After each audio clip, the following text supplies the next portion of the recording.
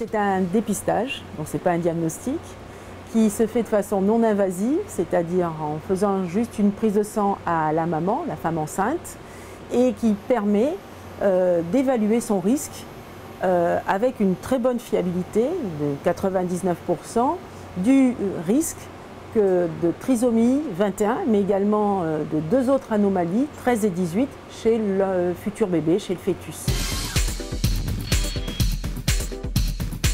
Les femmes qui sont concernées, ce sont des femmes qui ont eu déjà un dépistage et pour lesquelles on a évalué le risque par les marqueurs sériques. Et si ce risque est supérieur à un risque sur 1000,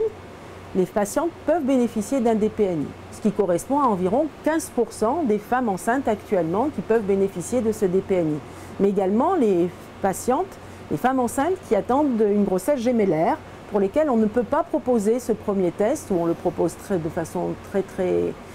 peu,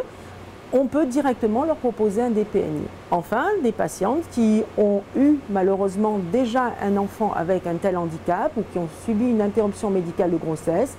qui peuvent aussi bénéficier de cet examen. Et enfin, les patientes qui n'ont pas pu bénéficier du premier analyse des marqueurs sériques parce que la grossesse a été connue trop tardivement dans leur parcours de suivi.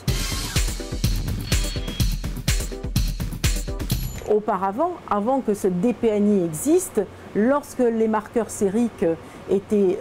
positifs, nécessitaient d'être poursuivis par une autre analyse, on proposait directement l'amniosynthèse et donc un geste invasif qui entraînait un risque de fausse couche de 1%. Si ce DPNI est négatif, et bien dans ce cas-là, la femme évitera de faire une amniosynthèse et on la rassurera à 99,9% sur le résultat. Donc aujourd'hui, le DPNI, ce qui est très important, c'est qu'il est fiable à 99%